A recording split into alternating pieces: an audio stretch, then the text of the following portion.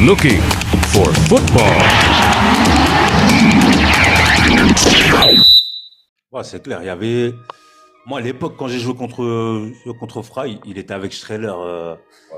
Il était avec Marco Streller. Et Marco Streller, c'est un attaquant aussi grave bon devant le but, avec de la taille.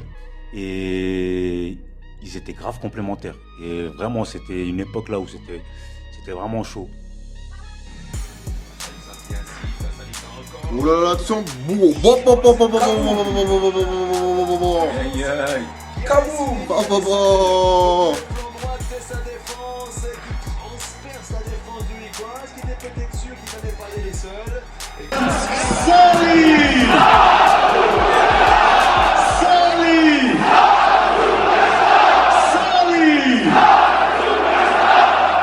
Est-ce qu'il y a plus de liberté pour les attaquants avant? Parce qu'on va y aller sur la créativité par la suite, mais les attaquants.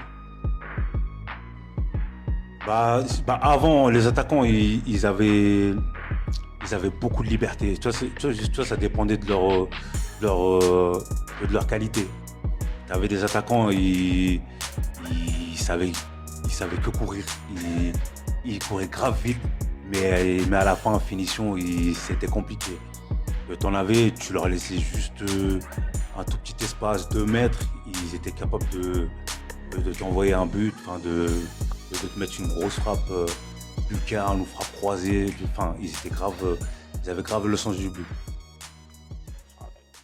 Il y a des bons attaquants aujourd'hui, mais moi je suis nostalgique quand même, hein. Les Thierry Henry, les Ah, c'est- R9. C'est clair, Oh c'est là clair, là, c'est un truc clair, de dingue. c'est clair. Des Anelka, tu vois, t'en as eu. Ronaldo, on va en parler même dans 10 ans, tu parleras de Ronaldo. R9. R9, Ouais, c'est le exactement. meilleur R9. Exactement, On exactement, parlait pendant des heures. exactement, Des exactement. heures. Et R9, c'était vraiment le vrai attaquant avec tout. Tu Ouais. vois ce que je veux dire? Oh là là. On va continuer et avant qu'on fasse le sujet joueur au coach, on va laisser la parole à Duche, coach Duche, préparateur athlétique, coach sportif reconnu. Looking for football. Et j'avais 2, 3 questions pour toi par rapport à voilà, des conseils. C'est quoi l'erreur physique la plus fréquente? Je pense que l'erreur la plus, enfin, je pense que Sally peut me corriger, c'est de construire avant de travailler sur ta mobilité et ta longueur musculaire, tu vois. Il y a beaucoup de gens, ils font directement du renforcement fort, tu vois, sans avoir atteint un minimum de mobilité, un minimum de longueur musculaire, un minimum de longueur sur l'articulation avant de construire. Pour moi, ma philosophie, c'est que je pense que la base, la longueur musculaire, la mobilité, c'est comme les fondations d'une maison, tu vois.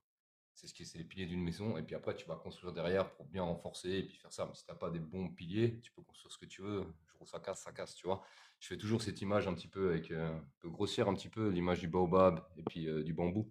Tu vois, le bambou, tu peux le plier autant que tu veux, c'est chaud de le casser. Alors que le bambou, il peut être costaud, fort, et à force de taper, à un moment, il va lâcher, tu vois. C'est un peu ça, j'ai l'impression que avant de vouloir, tu vois, on met pas assez on met pas d'importance assez sur la mobilité, les articulations et tout ça. Ouais, la préparation physique, ça s'est vraiment développé, on va dire, c'est peut-être ces 20, 30 dernières années où là, vraiment, on est vraiment dans le détail. Et pour continuer un peu sur la préparation physique, tu vois, ça serait quoi comme conseil pour durer dans le football? Parce qu'on voit des cas aujourd'hui, Ronaldo, c'est incroyable, les gars, ils ont plus de quasiment 40 ans, ils sont capables de jouer au niveau.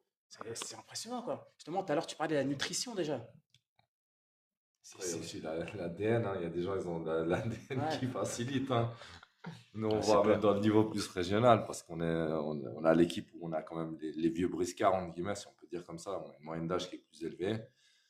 Puis on voit, il y en a qui, malgré tout, ils ont un ADN et ils arrivent à tenir la route. Sinon, les autres, c'est le travail, je pense. Clairement. Et puis l'hygiène de vie, ça fait beaucoup, je pense aussi, parce qu'il y a eu. On voit que les joueurs qui ont des stars, les Brésiliens, en ouais, général, à ouais, 28 ça ans, dure la pas. carrière elle est Ça finie, dure hein, parce pas. que Ah oui. les week-ends, c'est samba, samba. Hein. Euh, Cristiano, il fait attention à ce qu'il mange. Hein.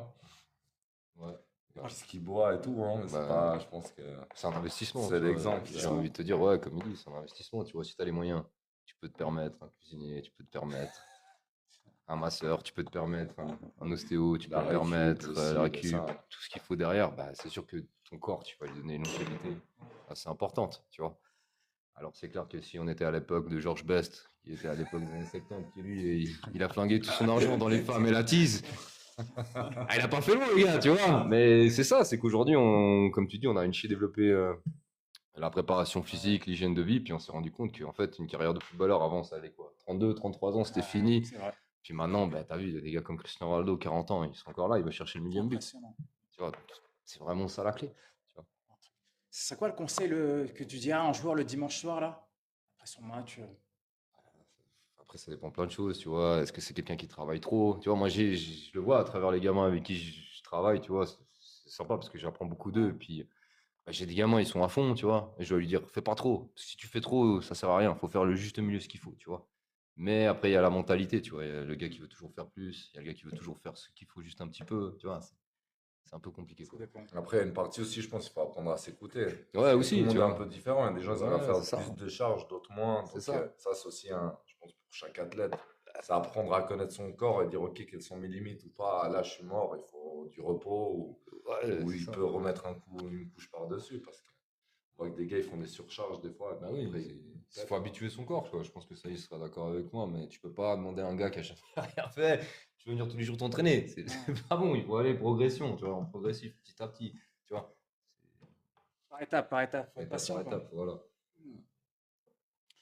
Change de sujet, Sally, parce que maintenant tu es passé sur le banc et on a également un dirigeant de club.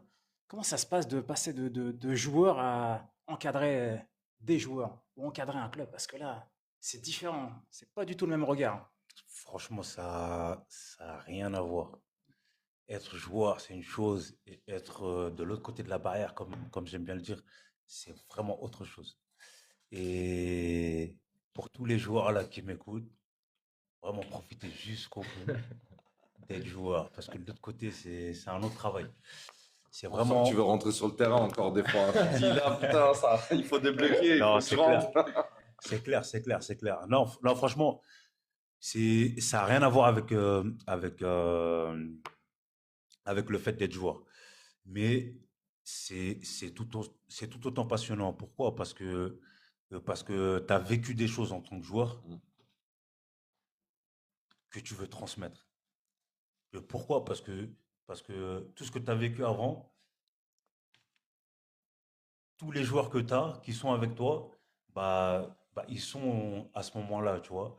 Et ça veut dire, tu vois les difficultés, tu vois par où ils peuvent passer pour évoluer, pour performer, pour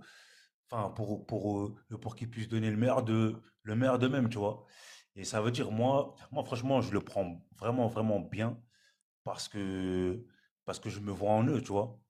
Et ça veut dire pouvoir transmettre et parler avec eux, le vestiaire, comment il est, comment c'est, bah c'est, c'est grave bien en vrai. Franchement, c'est vraiment bien. Moi, franchement, être de l'autre côté de la barrière, comme je le dis, franchement, j'aime bien. J'aime bien, ouais.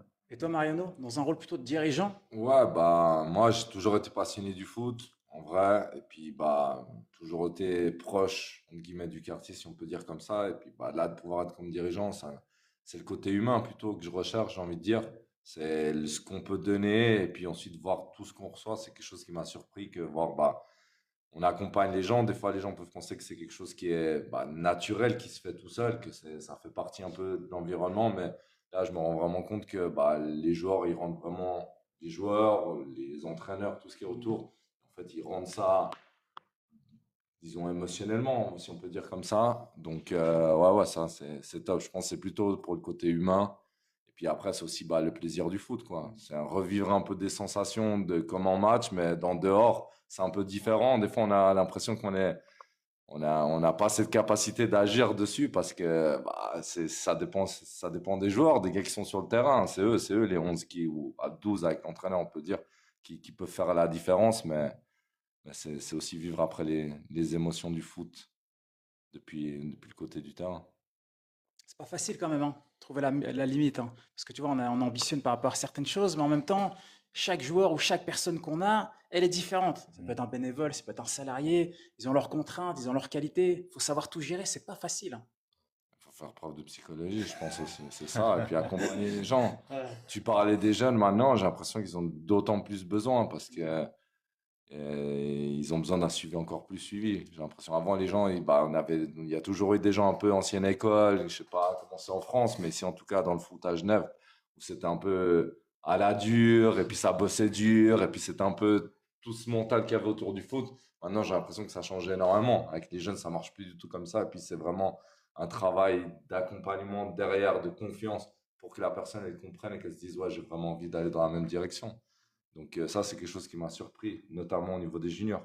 C'est que les générations, elles changent et puis bah, la bonne vieille, disons, école, elle fonctionne plus. Maintenant, c'est une école beaucoup plus pédagogique où il faut créer la confiance et puis casser justement les potentielles barrières et puis que la personne croit vraiment dans le discours. Ok, D'accord avec ça. intéressant, hein. Ouais. Très intéressant. Non, à l'époque, Merci. c'était des gars, ils venaient, ils disaient, t'es pas content, je te mets un coup de pied au cul. Et voilà, hein. C'est clair. Tu vas pleurer, j'en ai rien à foutre. Maintenant, tu dis c'est un jeune, il dit ah ouais, puis il se barre. Ah, c'est clair, c'est clair. Justement, AS Charny, un club en pleine expansion, la vraie vie d'un club. Ouais. Dirigeant d'un club, ça serait intéressant de nous partager justement ton expérience, ta arrivée, la restructuration. Il y a eu beaucoup de titres aussi qui ont été gagnés. Ouais. J'ai vu ça sur Internet et c'est aussi pour ça que tu es là, parce qu'il y a des belles choses à partager. Bah, je pense que ce qui est important pour ceux qui connaissent pas forcément Genève ou les Charmilles plus particulièrement, c'est de situer un peu le quartier. Donc je dirais que c'est un des quartiers populaires en ville de Genève, commune de la ville de Genève. Il y a pas mal d'autres quartiers populaires, mais qui sont un petit peu plus en dehors de la ville. Charmilles, c'est quand même très proche du centre. Le deuxième point important, c'est que anciennement le stade de Genève ou le stade principal du Servette, c'était au Charmy. Donc il y a toute une histoire derrière les Charmy, c'est-à-dire que nous, quand on était des gamins, moi je suis né en 91, il y avait tous les joueurs du Servette qui vivaient à la promenade de l'Europe, qui est juste à côté du stade où nous on a grandi. Donc on voyait des Wilson Orouma qui a joué en France aussi. Il y avait Diogo, tous ces gars, ils habitaient tous à la promenade de l'Europe. Quand on était petit, bah, il y avait les stadiers, ils nous faisaient passer par la porte de derrière. On a vu des Nigeria-Argentine. Il y a eu quand même des belles affiches là-bas. Si je m'abuse, je crois, il y a une Coupe du Monde, il y a eu des matchs qui se sont faits là-bas quand c'était en Suisse. Donc, c'était un stage disons, c'était une région de Genève qui avait beaucoup d'histoires de foot. Ensuite, bah, quartier populaire, je pense qu'il y a pas mal de joueurs qui sont passés par les Charmy. Et là, on voit, bah, justement, il y a, comment il s'appelle, la famille de Simba, par exemple, qui vient des Charmy, où il y avait Cédric à l'époque, qui a joué à Sturm Graz. Il y a le petit, Kevin, malheureusement, mais qui était quand même capitaine à l'OL. Il a joué en CFA, il a fait une entrée en Coupe d'Europe, mais après, ça s'arrêtait un petit peu plus rapidement sa carrière. Il y a son petit frère qui joue maintenant à Getse. Il a Getse, il venait de Servette, il a fait Young Boys. Il y a, Senderos, je pense aussi, qui a aussi des liens quand même avec les Charmy. Il y a le gardien Fayoulou, qui vient des Ouches. Donc il y a quand même, on voit dans les jeunes, il y a un petit là Malek, qui vient de commencer à jouer avec la première du Servette, c'est aussi Charmy. Donc il y a quand même pas mal, il y a toujours eu du foot autour, mais on n'a jamais eu de club au Charmy jusqu'en 2016. Donc on jouait dans les clubs voisins, les terrains de Servette c'était pas très loin, donc il y avait pas mal de jeunes qui allaient faire l'école de foot, ils commençaient au Servette, puis après les meilleurs restaient, les autres partaient. Et du coup, en 2016, Valen Selimi, qui est un pote à nous, qui avait en fait ce projet depuis longtemps, il a créé le Futsal Club Charmy. Donc, c'était une façon d'avoir un premier lieu un peu officiel pour jouer au foot. Donc, il a créé une équipe de futsal au début, c'était une équipe, il a fait une école de foot pour les gamins aussi. Ensuite, ça continue à se développer. Ça a pris un peu, disons, la sauce, elle a pris. Il y avait pas mal de gens au quartier qui jouaient dans un club qui s'appelle la AS Fribourgeoise, où les terrains de foot, c'est Bois des Frères, Stade des Libellules. Et du coup, en 2020, il y a eu la décision de se rapprocher entre le Futsal Club Charmy et la AS Fribourgeoise, qui était un club qui existait déjà depuis 1967. Mais disons qu'il avait perdu un peu de son identité fribourgeoise, et puis il y avait pas mal de gens des Charmy qui gravitaient autour, donc ça a facilité, disons, l'approche. Et puis il y a une fusion qui s'est faite, et du coup, la Charmy a créé le premier club de football futsal en Suisse. Donc ça, c'est pas une catégorie, c'est pas vraiment le futsal, c'est encore un peu méconnu en Suisse. Mais là, du coup, l'idée c'était de pouvoir offrir à déjeuner un peu une formation double, sachant que bah, le futsal est quand même très utilisé dans les grandes écoles de foot. On est loin de là, mais on sait que des Ajax, Barça, etc., bah, depuis le plus jeune âge, ils ont quand même des spécifiques futsal, parce que c'est sûr que ça apporte quelque chose. Et puis après, bah, de fil en aiguille, ça continue à grandir. Notre première équipe, bah, elle est maintenant en première division suisse. On a une deuxième équipe en deuxième division suisse de futsal. On a une équipe féminine qui a gagné 4 titres suisses. Donc ça, c'est aussi quelque chose d'incroyable pour un quartier. On a eu la chance de récupérer d'anciennes joueuses du Servette et d'autres clubs qui ont été notamment bah, en sélection suisse. Donc elles sont venues un peu en potes, en fin de carrière pour jouer entre elles, mais elles ont quand même permis au club d'avoir des titres. Foot dehors, bah, on a 2 équipes d'actifs qui ont fait une double montée l'année dernière. Donc, on est en deuxième, troisième ligue. C'est les 2 meilleurs niveaux, disons, au niveau cantonal. Ça reste encore du football amateur, mais là, on est quand même en haut de tableau. Et puis, il y a peut-être des chances d'aller en deuxième ligue inter. Donc, disons que, en général, le club se porte bien. Il y a un bel engouement derrière. Il y a des bénévoles qui sont là pour aider. Douche, bah, lui, il connaît bien le club déjà depuis l'époque fribourgeoise, mais je pense notamment grâce à des personnes comme lui, on avance et tout le monde veut tirer à la même corde. Donc bah, 2016, 2020 la fusion, 2025, le club, bah, il arrive sur ses 10 ans et bah, il y a beaucoup de choses qui sont faites pour un club en 10 ans. Maintenant, il va falloir, je pense, stabiliser, renforcer et puis bah, continuer à progresser. Donc, disons, la première étape s'est bien passée. Maintenant, je pense qu'on est plutôt dans une phase de consolidation. On a déjà un nom, on est déjà reconnu. Les gens savent qui on est. Donc maintenant, il faut bien faire le boulot pour pouvoir bah, rester où on est, on continue à grandir, mais à solidifier les bases, quoi. Intéressant. Et toi, Sally, tu viens du quartier aussi. C'est ça, c'est là qu'on va dire que c'est ce qui t'a permis d'atteindre le haut niveau, parce que c'est là qu'on apprend vraiment le premier foot, les valeurs, des choses qui sont essentielles pour la suite de ta carrière. Exactement. Franchement, venir d'un quartier, et surtout avant, nous dans le quartier, c'était toujours, bah, comme je l'ai déjà dit avant, c'était que le ballon. Et ça veut dire que dès qu'on descendait dehors, c'était pour faire des matchs, pour jouer au foot. Tu joues au foot même avec des cailloux. Même avec des cailloux, tu joues au foot, tu vois ce que je veux dire. Et, et franchement, moi, au quartier, de tout petit jusqu'à aller 15, 16, c'était soit le City Stade ou soit le futsal.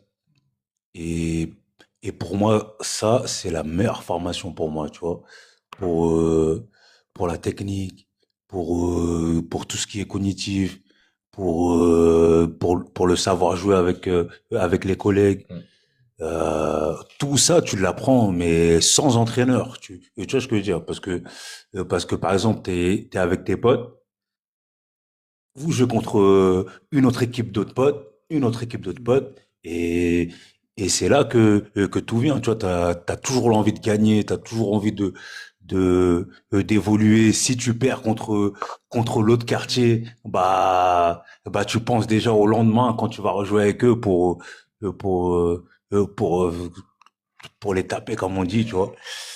Mais ouais, le quartier, franchement, dans le foot, si j'aurais pas eu le quartier, je sais même pas si j'aurais réussi. On va faire le lien justement parce que je sais que dans votre projet, il y a un projet social aussi qui est aujourd'hui indispensable. Ouais, Ouais. bah, comme on a dit, le quartier, je pense, il y a les bonnes choses du quartier, il y a les moins bonnes choses du quartier, malheureusement, mais ça fait partie de ça. Et le club, justement, bah, il se veut, bah, vu qu'on est un club avec une identité forte, vraiment d'un quartier, il y a tous ces gens qui sont derrière, on veut avoir un rôle social dans la vie du quartier. Donc, c'est un rôle d'accompagnement des jeunes. Des fois, il y a des parents qui sont moins présents, donc de pouvoir être là, s'ils ont besoin de taper à une porte, dire, écoute, là, j'ai un problème, est-ce que vous pouvez m'aider? Ou même au contraire, je suis curieux, j'aimerais faire ça, ou peut-être juste avoir besoin de quelqu'un, une référence pour les rediriger, pour pouvoir taper à la bonne porte. On essaie de faire ça. Après, il faut savoir, bon, je pense en France pareil, mais en Suisse maintenant, il y a beaucoup de structures comme les maisons de quartier, il y a des éducateurs hors mur, etc.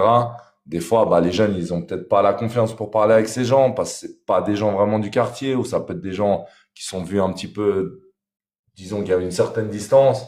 Donc peut-être de passer par le club ou des gens qui savent que c'est le grand frère d'un pote à eux ou un truc comme ça, bah, ils ont un peu plus de confiance et puis bah, le club il veut justement c'est une des facettes du club, c'est vraiment d'être là comme un acteur de la vie de tous les jours dans le quartier, qu'on puisse aussi avoir une activité pour les jeunes en dehors, parce que bah, les conneries, ça arrive souvent à l'adolescence, de traîner dehors, de pas avoir grand-chose à faire. Bah, là, il y a le foot, tu peux venir, même venir voir les matchs, aider, faire du bénévolat, vouloir gagner un peu d'argent en tenant la buvette. Le but, c'est que bah, intégrer un maximum les jeunes. Et puis, bah, le club, il a été fait pour ça, hein, pour les jeunes du quartier. Parce que nous, on est là, on est un peu plus les anciens maintenant, même si on est encore, il y a encore plus anciens que nous, mais on essaie de fournir le cadre pour justement bah, cette jeunesse. Et puis qu'on espère que cette jeunesse, après, ce sera eux qui vont prendre le relais pour ceux qui viendront après et vice-versa. Mais pour nous, c'est cool. Hein. Enfin, en vrai, je vois que bah, il y a plein de fils de potes à moi qui jouent maintenant au club,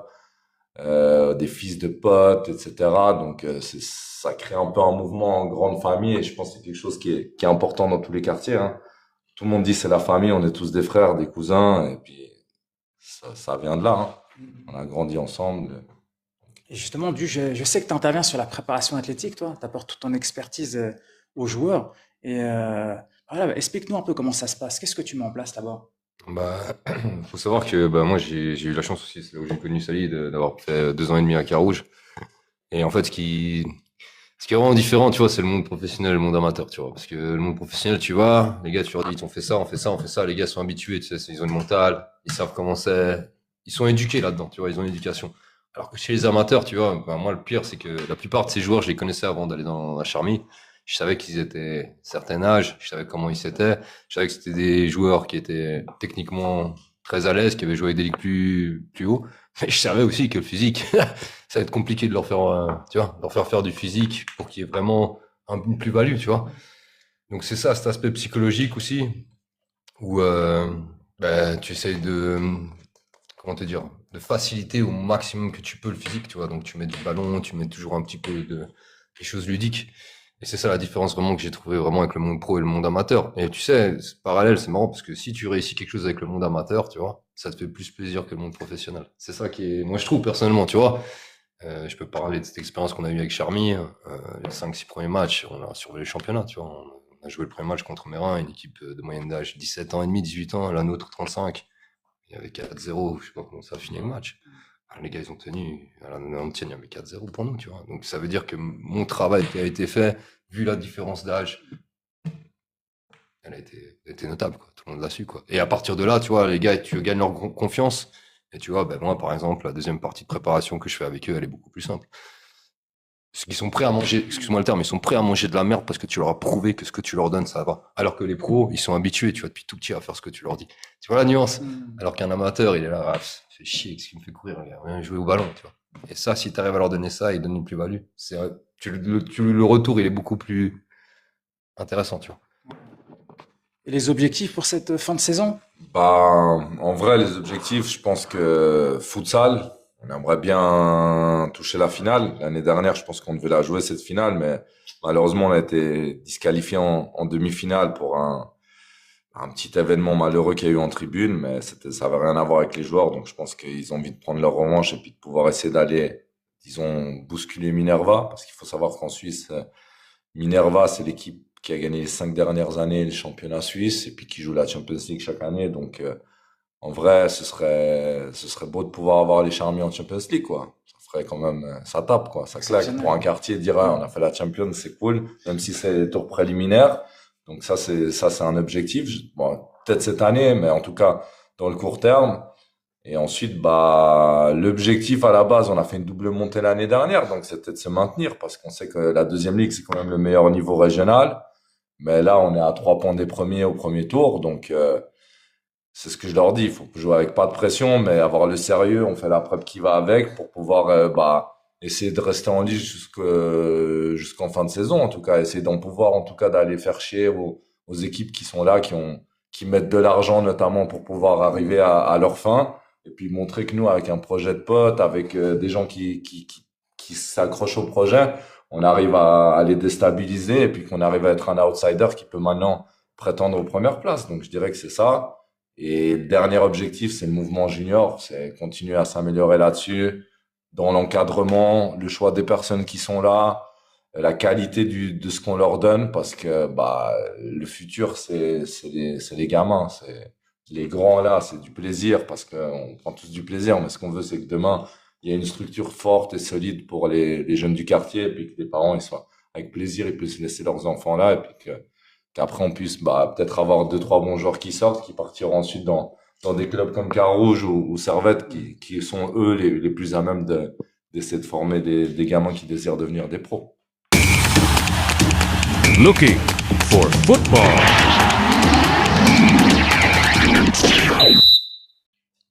Intéressant.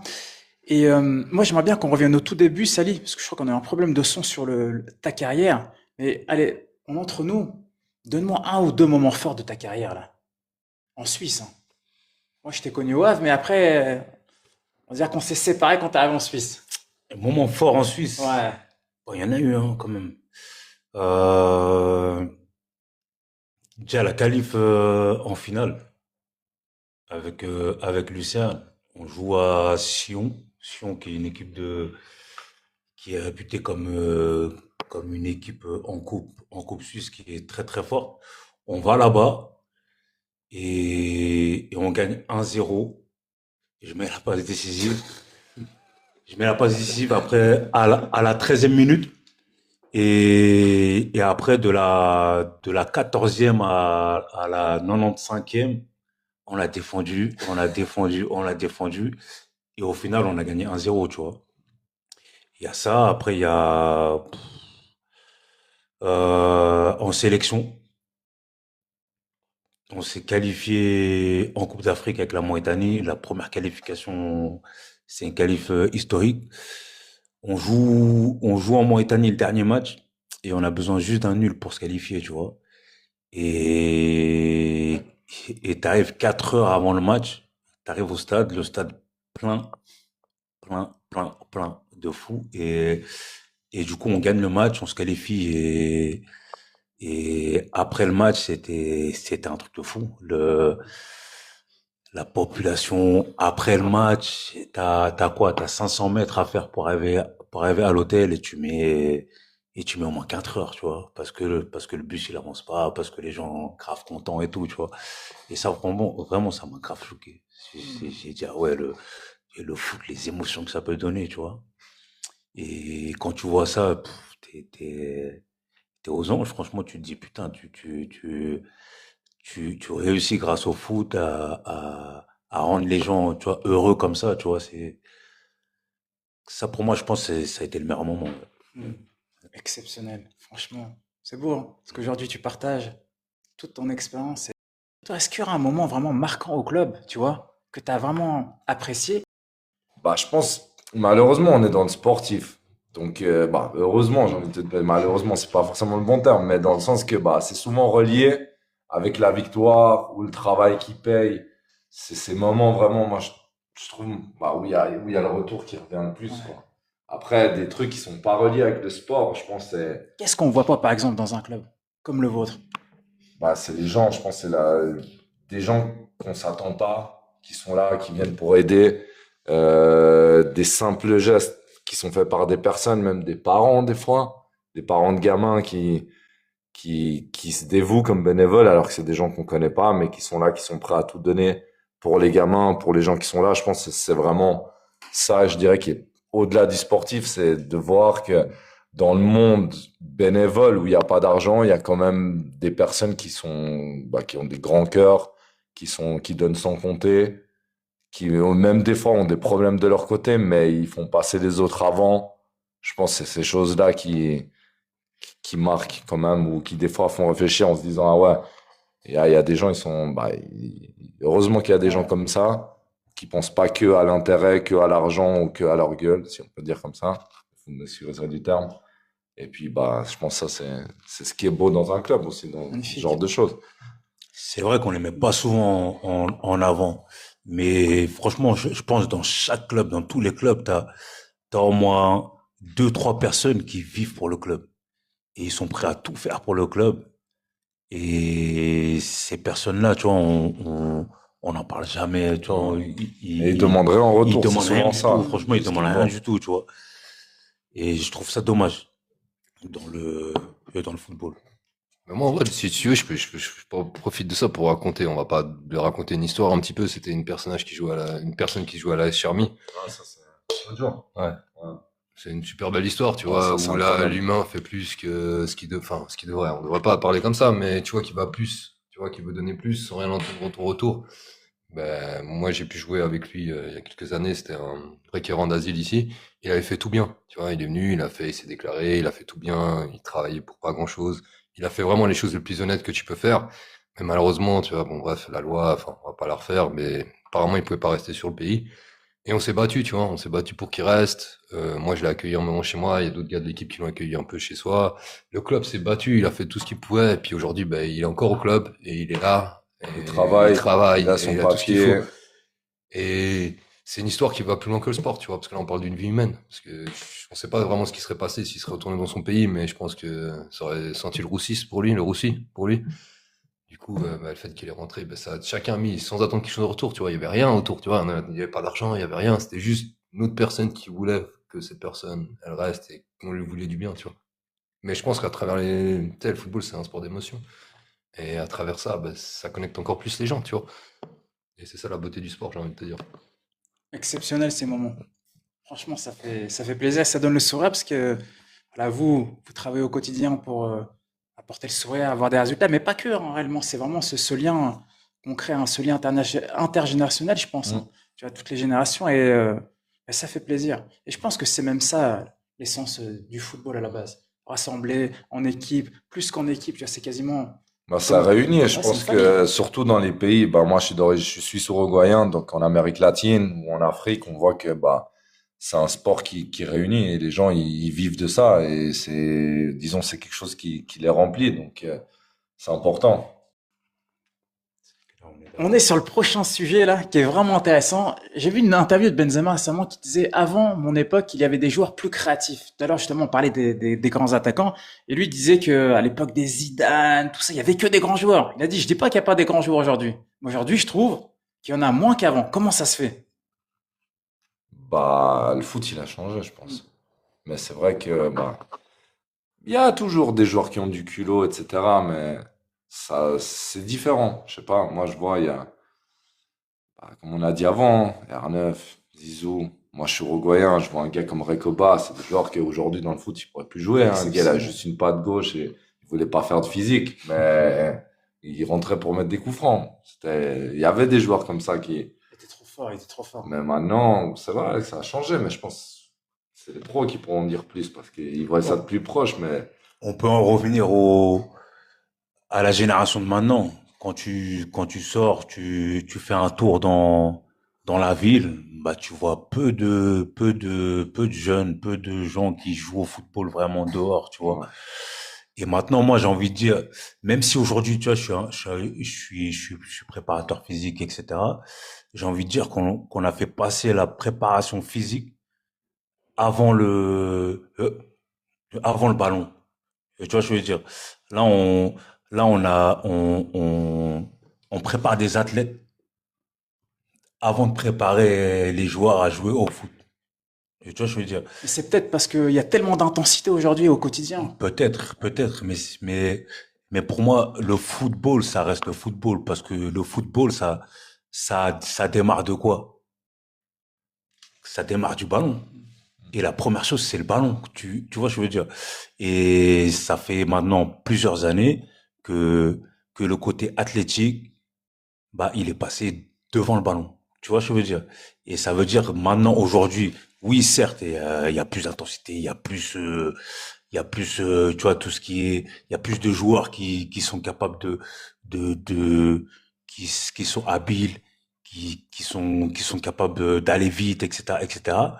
Mais ces joueurs-là, ils ont peu de ballons. Tu vois ce que je veux dire. Et moi, je pense que ça a beaucoup joué. Après, il y a aussi la liberté, je pense, des joueurs sur le terrain et la Ouais, aussi. tactique, non? Et, À l'époque, ces joueurs, d'un Ronaldinho, il donnait la balle, il dit, écoute, fais ce que tu veux. tu Maintenant, j'ai vois, l'impression que bah, les Guardiola, Arteta, tous ces c'est vrai, ça, ingénieurs c'est un vrai, peu c'est du vrai. foot, c'est... C'est vrai. Le foot moderne, maintenant, c'est beaucoup, t'as beaucoup de la tactique, tu vois. Ouais. On dit aux, On dit aux joueurs offensifs, tu te mets là, tu dois faire ça, tu dois faire ça, ça, ça. Et ça veut dire le joueur aujourd'hui, il doit beaucoup penser, il doit beaucoup analyser avant de penser à jouer. Tu vois, ce que je veux dire, ça veut dire qu'avant de recevoir la balle, bah, il doit analyser des choses. Il doit être placé là, il doit être placé là, il doit être placé là. Qu'avant, tu donnais le ballon à Ronaldo, Ronaldinho, Robinho, tous ces joueurs-là, là, tu leur donnais le ballon dans les 20, 25, 30 mètres, ils pouvaient dribbler tout le monde. C'est comme avant, quand tu jouais à PES, tout ça, tu prenais les Ronaldo, tu les prenais eux et t'allais tout droit. Mais ça existe plus. Maintenant, le FIFA, par exemple, d'aujourd'hui, bah, tu peux pas avoir un joueur qui va dribbler tout le monde, tu vois. Et, et c'est ça aussi, tu vois. C'est ouf quand même. Ça a vraiment changé quand même. Non, ça a changé. Après, je peux pas dire si c'est en bien ou en mal, tu vois, mais par rapport à l'époque, ça a changé. Bon, après, il y a encore par exemple, un Yamal, je trouve, ça fait plaisir de voir, c'est un gamin, et exact, puis il a quand Yamal, même une aisance fort. foot, C'est où le clair. gars, il arrive, il a quand même certaines libertés. C'est clair, c'est clair. Mais c'est vrai que, bah, c'est bridé ou c'est limité à un nombre de joueurs qui est très limité, quoi. Ça doit être vraiment les pépites ou les gars qui sortent du lot qui peuvent encore se permettre ça, quoi. Des Exactement, Dembélé, exactement. des Yamal, Mbappé, bien sûr. Exact. Mais, Exact. C'est fou, hein, ça a vraiment changé. Je me dis que, attends, je vais pas dire que le foot il me plaît pas aujourd'hui, hein, mais l'époque d'avant, putain, les Zidane, les R9, il y a tellement de joueurs. Je me dis, mais c'est impressionnant. Ils pouvaient tous être, ouais, peut-être pas Ballon d'Or, mais c'était impressionnant. ouais. Il y a aussi, Totti, il y a des Del Baggio, Piero. Oh là Ouais, là. Mais Il y tu- avait vraiment beaucoup de joueurs. Ah, Je pense qu'avant, on créait des artistes. Aujourd'hui, tu crées un athlète. Ouais. Tu vois, regarde, il y a 40 ans en arrière, le libéro, ça n'existe plus aujourd'hui, le libéro. Ouais, Qui les joue avec un libéraux, bah, libéro allez-y. Tu vois, qui joue avec un gars qui coupe l'arrière des Non, ça c'est n'existe clair. pas. Tous les jours sont Et après, les joueurs, ils avaient aussi plus de personnalité, je pense, dans le sens, bah, on voit, bah, c'est un bon ou mauvais exemple, Ouais. mais un gars comme Maradona, Ah, Maradona. il y avait des idées aussi politiques derrière, il avait Ouais. des discours, des trucs que maintenant, euh, c'est compliqué, hein, pour des joueurs d'avoir ce genre de discours. Ils se font boycotter par les clubs ou ils ont des responsables communication qui disent, non, ça c'est politiquement pas correct, il faut pas, il y a du marketing, il y a de l'argent derrière, faut pas montrer cette image, il faut pas dire ça, ou il faut pas exprimer des positions politiques ou autres. On voit qu'un gars comme Benzema, quand il a parlé un peu sur les conflits au Moyen-Orient, il s'est fait vite descendre, hein. Ah, fais attention. Alors qu'avant, les joueurs, ou les sportifs, on voit même avec des Mohamed Ali, des Jordan, c'était des gars qui, bah, ils utilisaient un peu leur place médiatique pour passer des messages. Maintenant, c'est vrai que dans les footeux, il y a il y a plus trop ça. Mais si tu regardes un peu le football, il a grave évolué les 30 dernières années. Regarde, début des années 90, tu parlais du football de Cruyff, tu vois. Dans les années après, on a parlé du football, du pressing tactique de Saki, du Milan, des trucs. Après, on est passé du tiki-taka de Barcelone de Guardiola. Tu vois, le football, il évolue à chaque fois, tu vois. Donc, en même temps, tu as moins de liberté. Le jeu, il est beaucoup plus rapide. Enfin, je pense Non, c'est clair, le jeu c'est va clair. beaucoup plus rapidement qu'avant. C'est clair, Avant, c'est je pense que, tu vois, à l'époque, tu demandais pas à Robinho de défendre. Tu demandais pas tu vois, à Maradona de défendre. Aujourd'hui, je crois qu'il n'y a pas un gars, je parle peut-être même Messi, peut-être seulement Messi, mais tout le reste, tous les entraîneurs, ils te disent, tu dois défendre. Ouais. Si tu défends pas, tu sors, j'ai pas besoin de toi. Je n'ai pas envie de défendre à 10, je dois jouer à 11. Tu vois, alors qu'avant, peut-être un attaquant, il faisait qu'attaquer. Un défenseur, il faisait que défendre. Ça n'existe plus aujourd'hui. Regarde le latéral, le poste de latéral. Mais il a évolué. De fou. Avant, il faisait que défendre. Maintenant, Non, c'est clair. tu vois, l'autre jour, j'ai vu un truc, c'est tout bête, mais bon, il y a des gars, ils ont osé de comparer Di Marco à Maldini. Et le gars, non seulement il te le compare les deux, mais il te sort la fiche de Di Marco, il te dit, regarde, Di Marco, il a marqué plus de buts et il a fait plus de passes décisives que Maldini.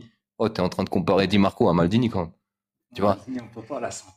Mais aujourd'hui, tu regardes les stats, tu peux. Ah, c'est Non. les stats. En vrai, tu peux, mais ça n'existe pas. Le poste Exactement ce qu'il disait, derrière gauche, avant, si Ouais. tu montais pas, tu défendais, tu prenais des coups, le jeu était beaucoup plus sauvage. Maintenant, t'as la caméra, t'as les VAR, t'as tout ce qu'il faut. Non, c'est pas les mêmes époques. Tu vois. Moi, je te rejoins. Regarde, un exemple de défense, c'est Ousmane Dembélé. Ouais, voilà. Tu vois, Exactement. contre l'Inter, tu le vois attaquant et tu le vois, il est déjà prêt à aller presser comme un malade, tu vois, je veux dire. Ouais, ouais, voilà. Et c'est là aussi que tu vois le foot, il a changé.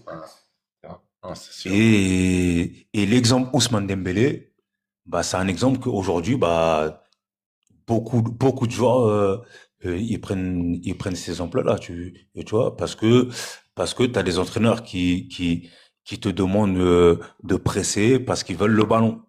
Ils veulent récupérer le ballon le plus rapidement possible. Et ça passe par les attaquants. Les attaquants, ils commencent, ça suit derrière, ça suit derrière, ça suit derrière. Et tant qu'on n'a pas récupéré le ballon, bah ça court, Bah ouais. tu vois. Et avant, t'avais pas ça. Et c'est peut-être ça qui lui a fait gagner le ballon d'or finalement. Parce que Et c'est Dembélé a toujours été un joueur magique exactement. offensivement en vrai. Exactement. Mais tu vois, le fait qu'il ait passé ce cap, je dis, ah frère, lui c'est un bosseur, tu vois, il mérite. Tu vois. Ah, c'est clair, c'est clair, c'est clair, c'est clair. Et c'est pour ça aussi que le côté athlétique aussi, il est là, tu vois. Et c'est pour ça qu'aujourd'hui, t'as plus d'athlètes. Les joueurs aujourd'hui, ils sont aptes à faire, à répéter de l'intensité pendant 6, 7, 8 fois de suite, tu vois. Avant, tu faisais un aller-retour, tu fatiguais vite. Aujourd'hui, bah, tu vois beaucoup de joueurs qui font des appels en profondeur, ils reviennent se placer, t'as des latéraux, ils montent, ils reviennent, tu vois.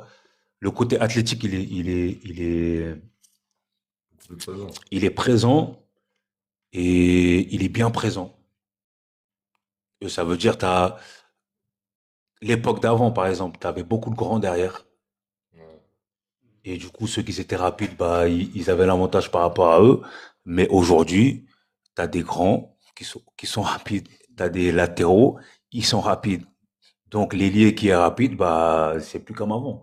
On a des joueurs hybrides maintenant. Exactement, exactement. À l'époque, il y a des petits gros au Brésil qui jouent encore en première division. Maintenant, c'est fini. Hein.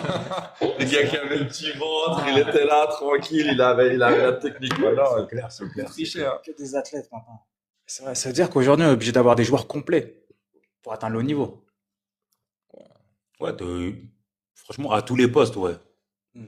Même le gardien, pour te Ouais, dire. même le tu Bah, vois. maintenant, on demande à des gardiens de jouer avec les pieds. À l'époque, il y avait des gardiens et il fallait pas lui faire des passes dans les pieds. Hein. Maintenant, c'est une équipe comme le Barça, c'est C'est vrai. super important. Bah, avec l'histoire tiki-taka, un peu comme il disait de notre ami Guardiola. Exactement, Il exactement. y a des gardiens, il a fait sauter parce qu'il trouvait qu'ils n'avaient pas assez de qualité dans les pieds, hein, alors que peut-être sur leur ligne, ils étaient super bons. Exactement.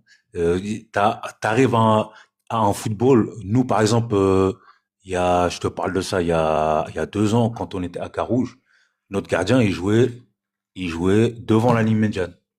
On avait pris un carton rouge et on était à 10 contre 11. On a joué contre une équipe qui jouait tous derrière. Et notre gardien, carrément, il jouait devant la ligne du milieu de terrain. Impressionnant. Et jamais de la vie, il y a 5 ans, il y a 10 ans, t'aurais pensé ça, tu vois. C'est un Et power ça veut play au dire futsal. dans le but là-bas, il y avait personne. Et tu te souviens avant, quand tu faisais des futsal, tu jouais au City Stade, Ouais. bah, t'appelais ça un goal volant. Goal volant, T'étais dans les exact, buts c'est vrai. et t'appelais ça Ouais. goal volant. Ça veut Ouais. dire que, oui, t'étais dans les buts, mais t'avais le droit de sortir, t'avais le droit d'aller, Exact. aller marquer, etc. Gardien, quoi. Bah, aujourd'hui, t'as des équipes, bah, c'est ça. Bah, futsal, il y a beaucoup ça. T'as Ça des se fait équipes, c'est ça. énormément. C'est le power play et le gardien. Il y a un joueur qui rentre avec un tout de maillot et tu joues à 5 sur les phases offensives et dès que la balle est perdue, le gardien rentre. Et... Exactement. Magnifique. Exactement. La vision du foot aujourd'hui, elle est autre. Pas pour tout le monde, mais pour beaucoup d'entraîneurs, elle est autre. Avant, tu parlais pas de supériorité, tu parlais pas d'espace, tu parlais pas de tout ça. Ouais. Tu vois, on te donnait le ballon, on te disait contrôle pied droit, passe pied gauche, tous ces choses-là. Maintenant, c'est espace, c'est supériorité, c'est toutes ces choses-là pour que tu puisses exprimer ta technique. Parce que si t'as pas d'espace, bah ta technique, t'as beau être le plus technique, ça va être compliqué parce que le gars il va déjà être sur toi, il va te rentrer dedans, il va tout te faire. Là tu fais en sorte de créer tous ces espaces pour que le gars il puisse exprimer toutes ses qualités techniques, tu vois. Mais tu vois, je pense que ça se voit aussi dans la préparation physique, tu vois, parce que quand on est rentré là-dedans, bah, regarde, c'est lui qui m'a appris sur tout ça, tu vois, qui m'a fait, moi je revenais des États-Unis, j'avais un gros bagage préparation physique, mobilité et tout. Et puis en fait, tu vois, Sally il m'a appris le cognitif. Tu vois, alors moi maintenant avec les gamins, alors oui, je leur fais travailler le physique, la coordination, tout ce que tu veux, mais je leur fais aussi travailler le cognitif. Lever la tête, prendre le jouet avant tout ça. Ça, c'est un truc, tu vois, je connaissais pas avant, tu vois, j'étais venu avec mon école et tout. Et lui, il m'a dit ça. Et puis c'est vrai. Aujourd'hui, mec, l'intelligence de jeu, c'est avoir une information avant. Tu regardes un joueur comme De Bruyne, qui est pas le plus physique, le plus rapide et le plus technique. Mais ce gars, il a tellement développé ça, ça lui a fait devenir pendant un moment un des meilleurs. Parce qu'il avait cette prise d'information beaucoup plus rapide que les autres. Donc, même la préparation, tu vois, elle évolue beaucoup, beaucoup, beaucoup, beaucoup. Tu vois. Là, surtout là, ce que tu as dit, le côté cognitif, c'est grave important. Tu as beau être Ouais. le gars le plus rapide, mais si tu vois plus vite que le gars qui court vite, tu seras toujours devant lui. Ouais. Et tu vois ce que je veux dire?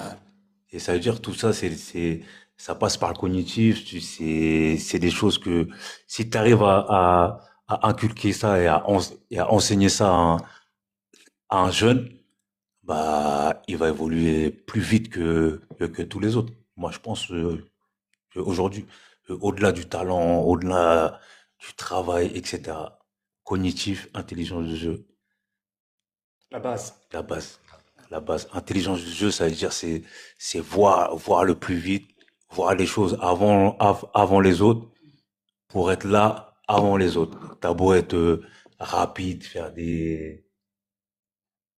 faire tout ce que tu veux, si t'as vu avant tout le monde, bah tu seras au moment avant tout le monde. Au bon endroit, au bon Au bon moment. endroit, au Tu bon vois, moment. des Harry Kane, des gars comme Voilà, ça. Et exactement. t'as tous les buts qu'il met, il est au bon endroit, au bon moment. Lui, Exactement. Exactement. Exactement. On continue. Et avant maintenant le football du cœur, on est un peu sur la continuité, hein. Et là, je vais simplement vous dire deux joueurs, et c'est le cœur qui va parler. Olivier Giroud ou Alexander Fry. Et pourquoi? Fry. Et pourquoi? Parce que je suis suisse. Et Giroud, j'ai jamais. J'ai de la peine un peu toujours. Perso. C'est un très bon joueur, mais je sais pas. C'est pas mon style de joueur. Moi, Giroud, pour l'ensemble de la carrière qu'il a eue, t'as vu, c'est un gars, il a tellement travaillé. Si tu connais un peu son histoire, un petit peu, ce gars, il était pas censé être pro, tu vois. Il a beaucoup travaillé. Même quand il est arrivé pro à Grenoble, la première année, on lui a dit, on veut pas de toi. Il allait jouer en National 2, il est remonté. Et puis, tu vois, première année en Ligue 1, il va à Montpellier, boum, Montpellier gagne. Il va à Arsenal, il est remplaçant, il devient titulaire. On le veut plus, il va à Chelsea, il gagne la Ligue des Champions. Il va à Milan, t'es trop vieux, il gagne un Scudetto. Il part, on dit, ouais, c'est la fin de sa carrière. Il va à Galaxy, ou non, je sais plus, à Los Angeles. Il fait un an, là, il est à Lille. Il marque encore des buts, je crois, il a marqué. Tu vois, pour la carrière qu'il a eue, pour le monsieur que c'était. Puis, il faut pas oublier cette histoire avec Benzema, tu vois. Il a pris cher en équipe de France quand même, alors que c'était pas de sa faute, en vrai, tu vois. Il a toujours été là, toujours été présent. À la dernière Coupe du Monde, Deschamps, il le prend, il lui dit, tu vas pas jouer, gros, tu vas être le 12e. Benzema, il lui arrive ce qu'il arrive. Ben, il arrive quand même à qualifier la France contre l'Angleterre. Il marque le but décisif pour emmener la France là. Et ça fait de lui le buteur de France, le meilleur buteur de l'histoire de France. Giroud. Alors qu'en équipe de France, t'as des Henry, Ouais. que des cracks, quoi, tu Tu vois, vois. t'as des noms, t'as des noms, t'as des noms. Et toi? Moi, franchement, désolé, Alex Fry, je le connais bien. Mais Ça va, j'ai équilibré, Mais je vais suivre tous avec la carrière qu'il a fait et tout. Franchement, surtout, on parlait de mental au début. Et franchement, lui, il a un vrai mental. Ouais. Parce que je crois que toute la France était contre lui. Mais malgré ça, Il est toujours il a fermé debout. beaucoup de bouches. Ah Il a ouais. fermé beaucoup de bouches. Ah là là là là. Il lui est arrivé des histoires avec sa femme. Il y a eu beaucoup de trucs sur lui, tu vois. Mais au final, il a toujours été là. Et il a fait sa carrière. Il a continué à marquer. À la Coupe du Monde, il était fort. Franchement, Giroud. Intéressant. Attention, le prochain, c'est vraiment dur, hein. Deux époques, deux génies. Maradona ou Messi? C'est dur. Hein. Ah, c'est très très dur. Moi, Moi, je veux dire franchement- Messi pour le foot, Maradona pour la personne. Intéressant. Moi, je vais te répondre juste clair. Je l'ai dit en début. Je suis barcelonais. Ça veut dire Messi. Bon, Maradona, il a Messi, joué au après- Barça aussi. hein. Après, c'est vrai. après Maradona, je l'ai pas vu jouer à l'époque au Barça. J'ai pas trop vu son époque. Moi, j'étais à l'époque de Messi. Et ce qui m'a fait montrer, c'est que des trucs de fou. Du coup, Messi. Messi. Et je redis Messi encore. Ouais, Messi. Parce que le football, il a tellement évolué. Mais après, Maradona, pour la personne qui a inspiré son pays, quoi. Tu sais. Quand il gagne la Coupe du Monde, hein, qui fait gagner la Coupe du Monde à l'Argentine. Exceptionnel. Exceptionnel. Non, mais moi, je pense, une vidéo à voir pour les gens qui n'ont pas vu, quand Maradona, il fait son dernier match à la Bombonera. J'ai vu ça hier, c'est assez impressionnant. En gros, il invite tous les joueurs argentins. Il y a Verón, Aymar, Pablo Aymar. Et voilà, et ils sont, bonne époque, ça. ils sont tous là. Et à la fin, il fait un discours, il revient sur sa carrière et tout, ce qu'il a fait de bien, ce qu'il a pas fait de bien. C'est assez. Je pense que ça, il n'y a pas beaucoup de joueurs qui arrivent à faire. Disons, le stade, il est rempli, c'est un truc de fou. Tout le stade, il est en pleurs. Maradona, c'est incroyable. Incroyable. On continue? Yes. Je remets en Suisse, là. Shaqiri ou James Rodriguez? Shaqiri. James Rodriguez, il a marqué une reprise de volée contre l'Uruguay et depuis là, je peux plus le voir. Mais bon, je pense que James Rodriguez, il est meilleur, mais Shaqiri pour le Suisse. Incroyable son but à Rodriguez. La poitrine, Ah tu ouais, vois, c'est ça, là, quand il se retourne, quart de le but finale, de là. dingue, oh là là. Ah, il a mis un but. C'est dur, là. Moi, Shaqiri, j'ai envie de te dire, ça n'a pas été un grand joueur, tu vois, en vrai. Mais il a toujours répondu présent dans toutes les compétitions qu'il a fait avec la Suisse, tu vois. Mais ça n'a pas été un grand joueur, tu vois. À l'Inter, il s'est perdu, Bayern remplaçant, Liverpool remplaçant, toujours. Mais à chaque fois qu'il est venu en équipe de Suisse, il a toujours marqué l'équipe de Suisse. Coupe d'Europe, il est là. 2 ans plus tard, Coupe du Monde, il est là. 2 ans plus tard, tu vois. Moi, je me souviens, le but qu'il marque contre la Pologne. Pour moi, James, il est meilleur, mais Shaqiri. Oui,